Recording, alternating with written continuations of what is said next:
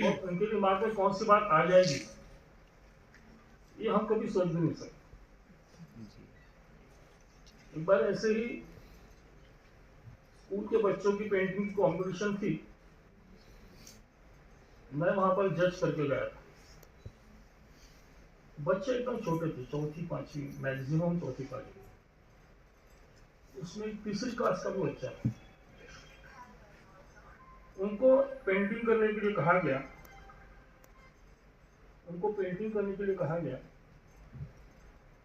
बच्चों ने पेंटिंग बनाई।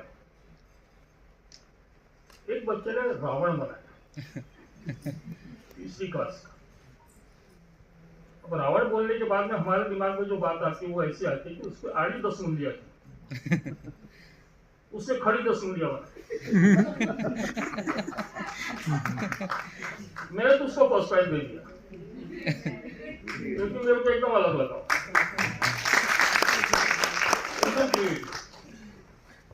हम आप सोच ही नहीं सकते थे इस प्रकार से उसने सोचा।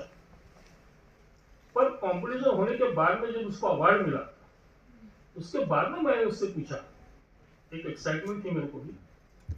मैंने उससे पूछा कि रावण बोलने के बाद में हमारे दिमाग में जो बात आती है वो ऐसी कि आड़ी 10 उंगलियां, तूने एक के ऊपर एक खड़ी उंगलियां क्यों निकाली, एक के ऊपर एक?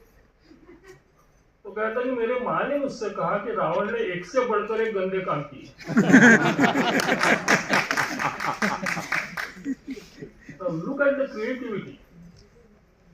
Creativity is not doing. Creativity is allowing.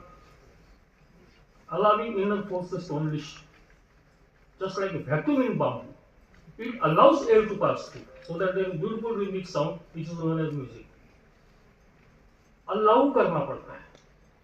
हमारे अंदर में बहुत सारी बातें हैं, हम दुनिया में नहीं रहते, दुनिया हमारे में, ये निश्चित। इसको पहले समझना एज ए टीचर। यदि मेरे में सब कुछ है तो मुझे तो सब बाहर निकालना है, और बाहर निकालने के लिए जो मुझे करना है वो मैं करता हूं क्या? क्योंकि मेरे अंदर की चीज यदि बाहर निकालनी होगी, मेरे दिमाग में बहुत सारे आइडियाज है, मेरे दिमाग में बहुत सारे विजुअल खड़े हैं, लेकिन उनको तो मेरे को बाहर निकालना है। बाहर निकालने के लिए मुझे जो करना पड़ेगा वो हम करते हैं क्या?